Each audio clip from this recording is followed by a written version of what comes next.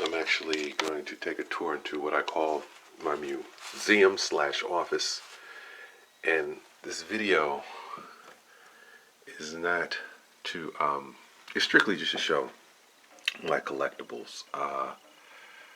There are times when I've seen other videos and out of curiosity, I've elected being a collector myself over the years with personal memorabilia.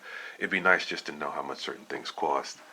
So the cost component that I put in the video is not to kind of brag, and even though it's very minuscule to me because of I've seen people with far more advanced collections than mine. It's just personal things, and that's what a collector, or I think, should feel a collector should be about. They should be about, collecting personal things that mean something to you, not just based off of the value. So we're inside here. I'm gonna do a quick pan around the room. Might have to kill that light over there just to show my office space. When I've been in this place that I'm in for about a year now, I like certain rooms and stuff painted. Ceiling wise painted. It's a small enough room. I thought it'd be nice enough to have this room painted green because that's just what I was feeling at the moment. I thought green would be a nice color to contrast whatever I have on the walls. So as I walked in the door here from the hallway, I'm going to actually start just go around the room and show, let me back up here, show how the room is kind of set up here. Kind of a small room, and I'll focus in on some of, or all of the collectibles that I have in here. It's a mixture of comics, sports memorabilia, and just some small quirky little personal things that I found were fun, and that just meant something to me in regards to just having as a collectible. So I'm starting at the bottom here. Weapon Zero, one of my favorite comic books back in the 90s. Secret Defenders. I got a first issue of Total Recall, Arnold Schwarzenegger from the 90s. All of the values of these, I'm not going to mention the value for the most part if it's, not for each and everything, just certain things that might stand out.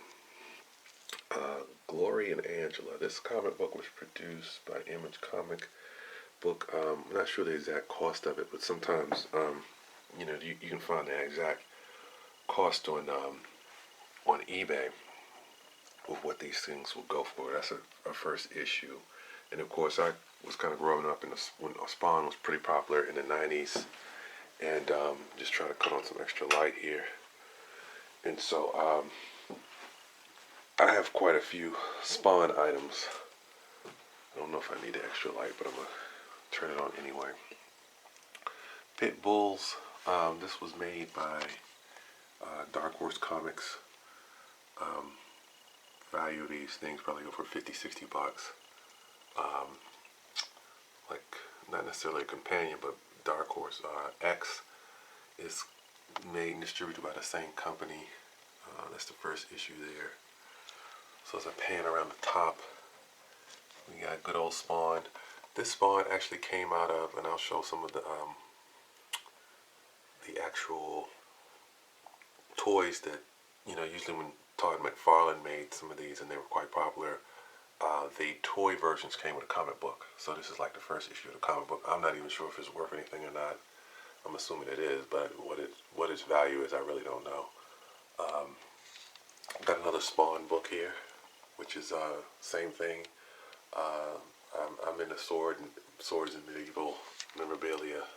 I have quite a few swords, so naturally the medieval Spawn was pretty alluring to me.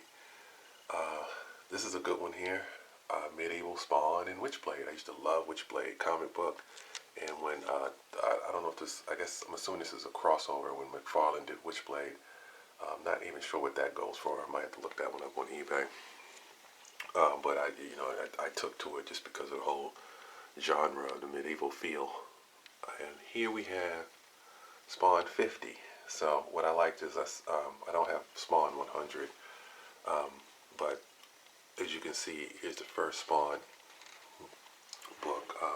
I think at that time I paid $9.95 for it.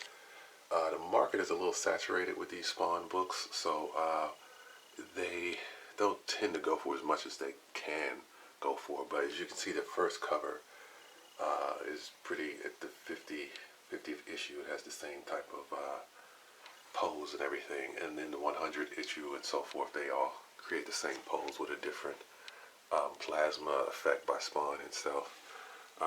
Forgive the lighting, because I know the lighting's a little off in here, because I got it kind of blasted out with the natural light outside and the reflective of the snow.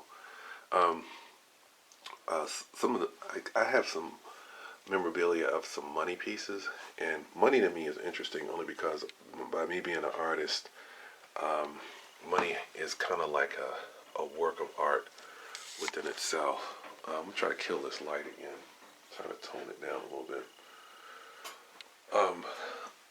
So, interesting story behind this. I like to see how certain things develop, and I like things, timelines, and how they progress. So I put this panel together because my mother had given me this bill on my birthday. I was born July 10th.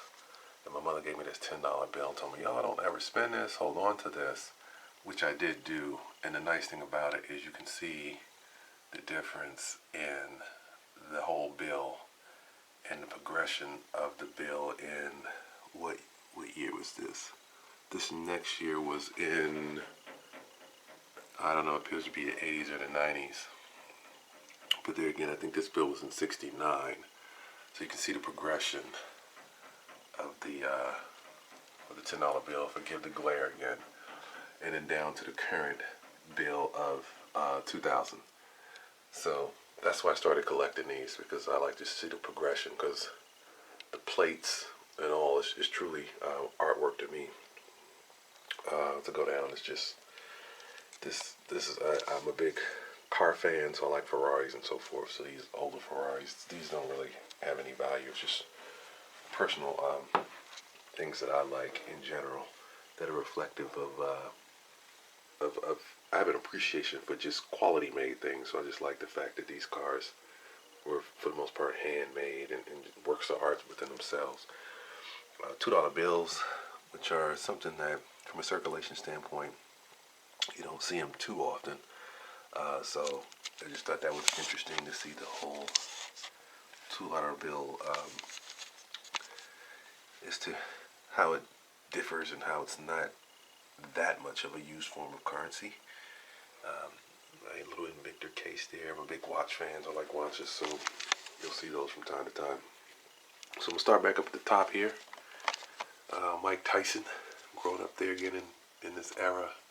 Tyson was pretty big. It's this hand sign off of Memorabilia website. I can't recall the actual site, but I may have paid about maybe one something for this, maybe 120, 140. It's actually signed by Tyson there in the corner. As we move down, Formula One enthusiast to some extent, and of course, big fan of our boy Lewis Hamilton here. Me being an artist, one of the things I learned was how to kind of frame certain things. So I frame this all myself, and I like to frame, give frames a particular flair and patina. I kind of like to jazz them up a little bit. So I tried to show, just a quick snapshot of the many championships that he's won over the years, and that's when he used to be with McLaren, and now he's with Mercedes. So I got this offline. It's certificate of authenticity, so signed by the maestro himself. And that's just a little bio I pulled off of Wikipedia that just gives a breakdown of who Hamilton is and some of what his many wins. Pininfarina, the great master. Of course, he was partnered up with Ferrari, and I just love the brand itself and the many cars that he's designed. From I can't even remember all of the other people he's partnered up with, but designer extraordinaire within his own right. Maserati speaks for itself. Going to some of the memorabilia here. Julius Erving, the Doctor. He was a little bit before my time, but my brother was a big Dr. J fan, and he's iconic nevertheless. in the history of basketball. So I have signed. Got this from off of Memorabilia collector, who I normally go to, and it's signed on a Coca-Cola basketball, which is really unique. And I love Coca-Cola, so I just thought that was kind of cool to get the two of those together. As I come down, I'm going to get into some of the cars here. We got a GT40.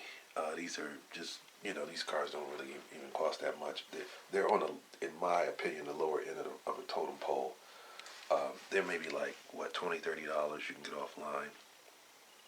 Well, they vary. Let me take that back.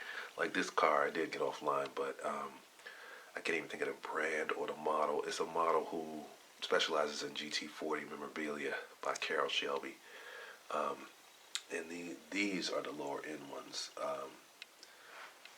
And most people are familiar with them.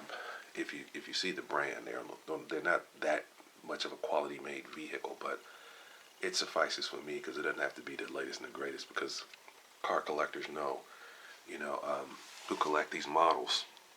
They can get quite expensive, even depending on the rarity of the car. I've seen them go as much in the thousands to the $2,000 range, depending on the car.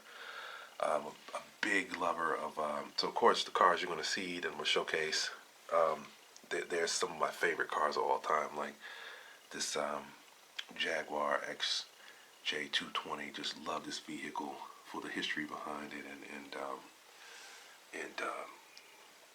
the history of Jaguar in general. But that 220 is one of my favorites. So there again, I'm going to kind of go from bottom to top, back up to the top. Got a Mike Tyson signed glove here, with the certificate of authenticity back there with his number and everything.